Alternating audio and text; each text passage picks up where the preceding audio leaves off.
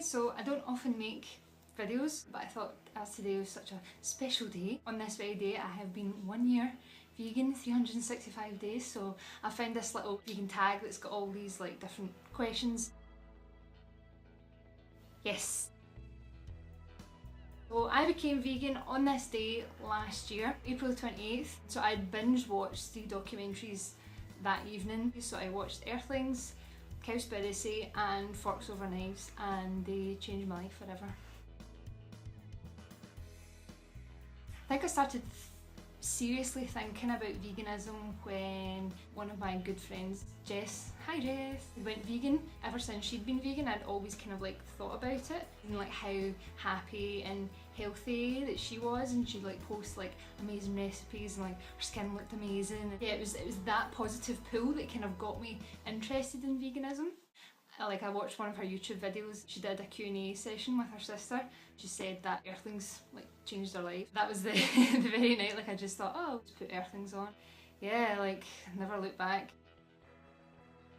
So ever since I could buy my own products, like I've always invested in things like cruelty free, against animal testing. Like I've always like bought those products. It was so easy for me to do, but never actually truly made the connection that even though I wasn't paying somebody to horrifically torture an animal for makeup or toiletries or whatever, I would go home, eat chicken and beef, and never really truly made the connection. So I think something just kind of clicked. I literally went vegan overnight. In fact, the night that I watched Earthlings, like I had a non-vegan dinner that night, and that was the last time, and it was literally like an overnight thing. Like the next day I was like, no way, I'm not eating this again. There was nothing hard about doing it. Like I think once you kind of put the animals before your own needs, if you always think about them, it's easier for you to make those choices. So yeah, so it's not difficult. Your day-to-day choices, being vegan is so easy. Like once you do your research and you know exactly what you should and shouldn't be buying, it is actually so easy. Being vegan is easy, but I'd probably say that the most difficult thing about being vegan is people. Yeah, the hardest part about living vegan, they say like your eyes are open and then you just see the world differently. Everyone is consuming, you know, animal products on a daily basis, and I see animal products, I see like the process. You know, I can't just see like a glass of milk or like a piece of cheese and not think about what happens to the dairy cows. And so I was brought up in an environment, I was taught to ridicule vegetarians and vegans. Like now that I get it, just got to think that this time last year I was the same. I didn't really know, and that's the issue. People just don't know about it, and I think like when people do ask you questions about veganism, they do want to know. You've just got to put yourself back in that situation. I've not been vegan all my life, like I've just been vegan for a year, so you just think, okay, how would I have liked to have been taught?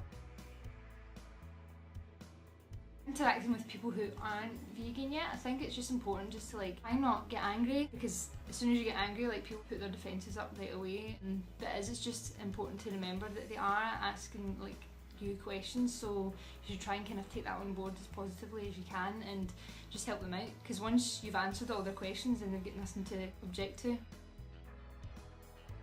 I think vegetarianism is the step in the right direction, but I would definitely not support those who are vegetarian and they see it as an end goal. You know, if you're vegetarian and if you still consume eggs and cow's milk and cheese, there's a lot more cruelty involved in those products. Animals who are raised for slaughter, they're born, they're raised, and then they're slaughtered. Whereas animals who are bred into the dairy industry, they're born, they're raised, then they're enforcedly impregnated by the farmer against their will. They're pregnant for 9 months just like us, and then once they give birth, their babies are taken away from them straight after they've been born. The baby boys get slaughtered right there and then. Because they're male, they have no use to the dairy industry, they can't produce milk, so they're seen as a waste product and they're just killed there and then. And if they're female, then they'll have the same fate as their mums, to be forcibly impregnated to give birth time and time again, because of course cows are mammals and mammals only produce milk to feed their young. It's very cruel, because it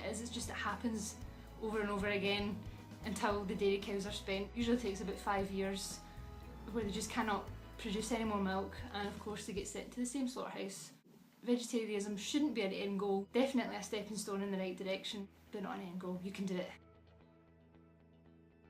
What the Health is an amazing documentary. It's only just come out. I definitely recommend it. I don't really follow a diet per se, like if it's vegan I'll eat it pretty much.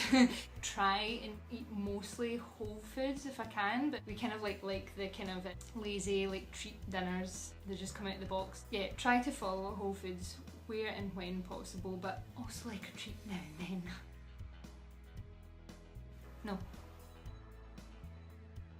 So before I went vegan, it was only Jess that I knew who was vegan, and ever since being vegan, especially like doing a lot of like networking on social media and getting out in the streets doing activism as well, oh my god, like know so many people, like so many nice, compassionate, lovely, know quite a lot of people now that are vegan.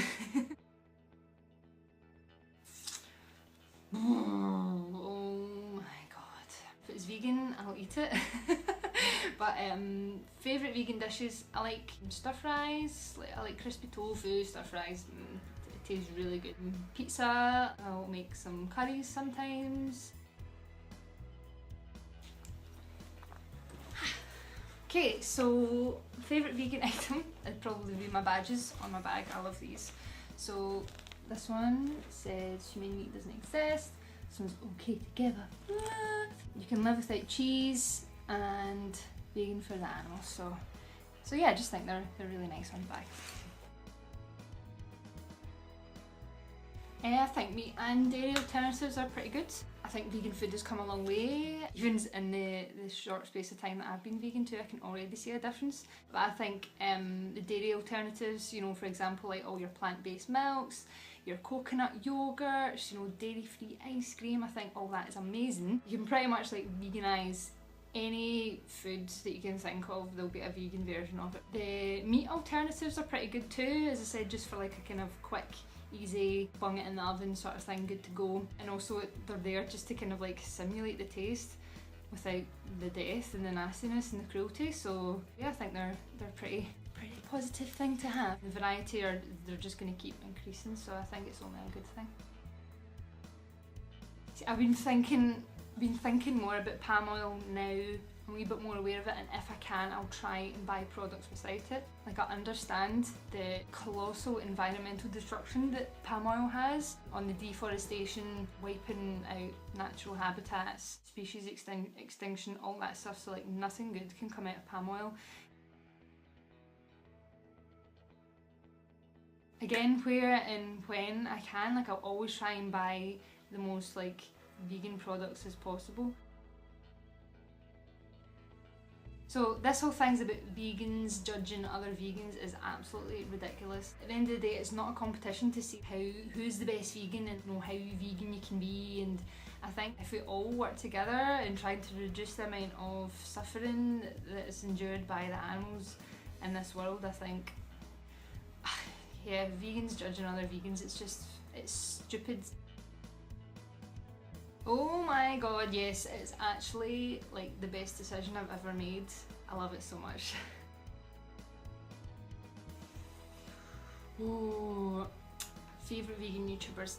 So I would say Emily from Bite Size Vegan was the one that I'd absolutely binge watched just after I went vegan, like watched like all of her videos just to like, you know, soak it all in. Definitely say Bite Size Vegan is one of my favourites. Earthling Ed, he does amazing street interviews, and seeing him and how he kind of communicates to people who aren't vegan, that's a huge learning thing for me, so like I always try and kind of learn from that, plus it's quite interesting to hear the responses. I also follow Hench Herbivore on YouTube, just videos are very entertaining and fun. He's just a funny guy.